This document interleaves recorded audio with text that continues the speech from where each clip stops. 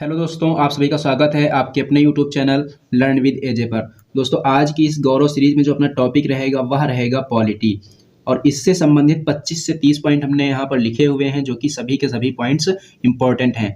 केवल और केवल ये 8 से 10 मिनट का सेशन रहने वाला है, और यहाँ से आपको 25 से 30 प्रश्न बहुत ही आसानी से रिवीजन करवा दिया जाएगा। तो चलिए दोस्तों, अब शुरू करते हैं अपने इस सेशन को और देखते हैं आज का अपना पहला पॉइंट। दोस्तों, सबसे पहला पॉइंट जो यहाँ पर दिया गया है उसमें पूछा गया है कि मृत्यु दंड के मामले में क्षमा देने का अधिकार किसे है। क्या पूछा जा रहा है कि मृत्यु दंड के मामले में क्षमा देने का अधिकार किसे है। तो अगर किसी भी व्यक्ति को मृत्यु दंड की सजा दी गई है, तो अगर उसे राष्ट्रपति चाहे तो उसे क्षमा कर सकता है। यानी क्षमा देने का जो अधिकार है किसे है, राष्ट्रपति को क्षमा देने का अधिकार है। और ये बात कौन से अनुच्छेद में लिखी है, ये बात लिखी है अनुच्छेद नंबर 72 में। तो दोनों पॉइंट आपको यहाँ से याद रखने हैं। मृत्यु दंड के मामले में क्षमा देने का अधिकार किससे है, राष्ट्रपति को है। ऐसी बात कौन सी अनुच्छेद में दी गई है, अनुच्छेद नंबर 72 में। दूसरा पॉइंट यहाँ पर लिखा हुआ है कि निर्विरोध निर्वाचित होने वाले भारत के पहले राष्ट्रपति कौन थे। निर्विरोध निर्वाचित होने वाले भारत के पहले राष्ट्रपति थे नीलम संजीव रेड्डी। कौन थे, नीलम संजीव रेड्डी। ये नाम आपको याद रखना है। नेक्स्ट पॉइंट दिया गया है कि भारत के पहले उपराष्ट्रपति कौन थे। भारत के पहले उपराष्ट्रपति थे डॉक्टर सर्वपल्ली राधाकृष्णन। कौन थे, doctor Sarvepalli Radhakrishnan. Next point है कि संयुक्त बैठक। संयुक्त बैठक के बारे में यहाँ पर हमने 5 पॉइंट लिखे हुए हैं, और ये पांचों पॉइंट बहुत ही इंपॉर्टेंट हैं। पहला पॉइंट ये पूछेगा कि संयुक्त बैठक को कौन बुलाता है। संयुक्त बैठक को कौन बुलाता है, तो आपको बताना है राष्ट्रपति।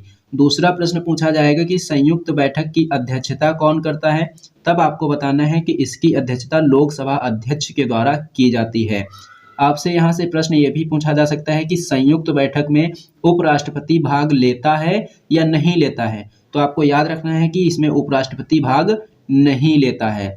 तीसरा पॉइंट यहाँ से पूछा जा सकता है, चौथा पॉइंट यहाँ से पूछा जा सकता है कि संयुक्त बैठक अभी तक कितनी बार हो चुकी है। तो बताना है 3 बार। कितनी बार, 3 बार। नेक्स्ट पॉइंट है कि धन विधेयक एंड संविधान संशोधन विधेयक जो होते हैं, इनके लिए संयुक्त बैठक नहीं बुलाई जाती है। ये 5 पॉइंट आपको यहाँ से याद रखने हैं। संयुक्त बैठक का उल्लेख कौन से अनुच्छेद में है, ये भी पूछा जाता है। तो आपको याद रखना है अनुच्छेद नंबर जो 108 है। कौन सा अनुच्छेद, अनुच्छेद नंबर 108 में संयुक्त बैठक का उल्लेख है, ये भी आपको याद रखना है।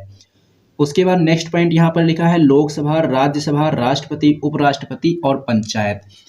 अगर किसी भी व्यक्ति को लोकसभा का मेंबर बनना है तो उसकी उम्र कम से कम कितनी होनी चाहिए, 25 वर्ष। अगर किसी व्यक्ति को राज्यसभा का मेंबर बनना है तो उसकी उम्र कम से कम कितनी होनी चाहिए, 30 वर्ष। राष्ट्रपति बनने के लिए कम से कम कितनी उम्र होनी चाहिए, 35 वर्ष। उपराष्ट्रपति बनने के लिए कम से कम कितनी उम्र होनी चाहिए, 35 वर्ष। पंचायत का सदस्य बनने के लिए कम से कम कितनी उम्र होनी चाहिए, 21 वर्ष। तो ये पांचों की पांचों उम्र आपको याद रखनी है। नेक्स्ट पॉइंट यहाँ पर दिया गया है कि भारत के उच्चतम न्यायालय की प्रथम महिला न्यायाधीश कौन थी। क्या पूछा गया है, भारत के उच्चतम न्यायालय की प्रथम महिला न्यायाधीश कौन थी। तो आपको याद रखना है फातिमा बीबी। क्या नाम है इनका, फातिमा बीबी। नेक्स्ट पॉइंट है हाई कोर्ट की पहली महिला न्यायाधीश कौन थी। हाई कोर्ट की पहली महिला न्यायाधीश पूछेगा तो अन्ना चांडी बताएंगे, और हाई कोर्ट की पहली महिला मुख्य न्यायाधीश पूछेगा तो क्या बताएंगे, लीला सेठ बताएंगे। याद रखना है, हाई कोर्ट की पहली महिला मुख्य न्यायाधीश पूछेगा तो लीला सेठ, पहली महिला न्यायाधीश पूछेगा तो अन्ना चांडी। दोनों प्रश्न अलग अलग हैं, इसलिए आंसर भी अलग अलग हैं। चलिए दोस्तों, अब देख लेते हैं अगला पॉइंट। और अगला पॉइंट यहाँ पर दिया गया है कि विधानसभा का सत्रावसान करने की शक्ति किसके पास है। विधानसभा का सत्रावसान करने की शक्ति किसके पास है, आपको बता देना है राज्यपाल के पास। नेक्स्ट पॉइंट है कि त्रिस्तरीय पंचायत प्रणाली की अनुशंसा कौन सी समिति की सिफारिश पर हुई थी। त्रिस्तरीय पंचायत प्रणाली की अनुशंसा कौन सी समिति ने की थी, आपको बताना है बलवंत राय मेहता समिति ने। नेक्स्ट पॉइंट है कि द्विस्तरीय पंचायत प्रणाली की अनुशंसा किसके द्वारा की गई थी, अशोक मेहता समिति के द्वारा की गई थी। त्रिस्तरीय पूछेगा तो बलवंत राय मेहता समिति, द्विस्तरीय पूछेगा तो अशोक मेहता समिति।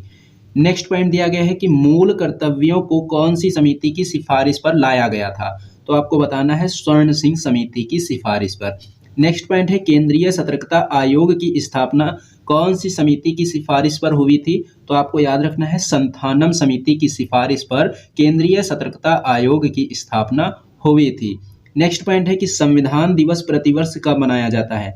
संविधान दिवस जो प्रतिवर्ष है यह 26 नवंबर को मनाया जाता है, क्योंकि 26 नवंबर 1949 को क्या हुआ था, तो संविधान बनकर तैयार हो गया था और इसीलिए जो है 26 नवंबर को प्रतिवर्ष संविधान दिवस मनाया जाता है। और ये पहली बार कब मनाया गया था? पहली बार ये जो है 2015 में मनाया गया था। ये पॉइंट भी आपको याद रखना है।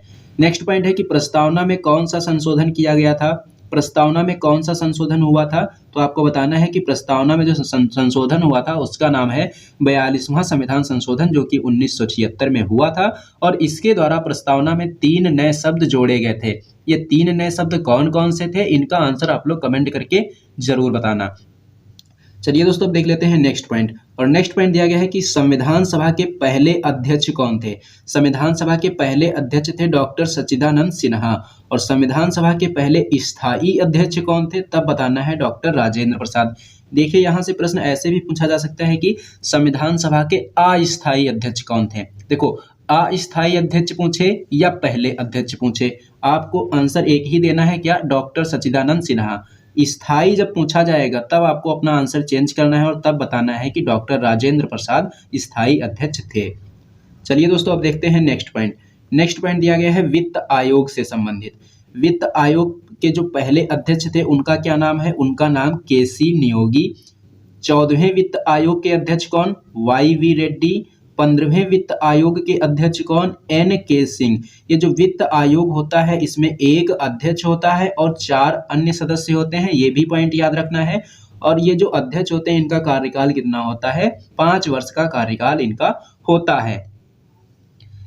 चलिए दोस्तों, अब देख लेते हैं नेक्स्ट पॉइंट। और नेक्स्ट पॉइंट यहाँ पर दिया गया है कि न्यायपालिका व कार्यपालिका के पृथक्करण का उल्लेख संविधान के किस अनुच्छेद में है?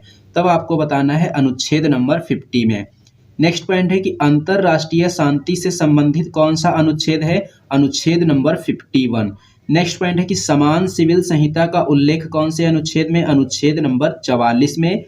पर्यावरण संरक्षण से संबंधित कौन सा अनुच्छेद है? पर्यावरण संरक्षण से संबंधित है अनुच्छेद नंबर 48A। कौन सा अनुच्छेद? अनुच्छेद नंबर 48A। तो दोस्तों, ये थे कुछ आपके पॉलिटी के इंपॉर्टेंट पॉइंट। ये सेशन आपको कैसा लगा है कमेंट बॉक्स में कमेंट करके जरूर बताना। सेशन पसंद आया हो तो इसे लाइक करना और अपने दोस्तों में जरूर शेयर करना।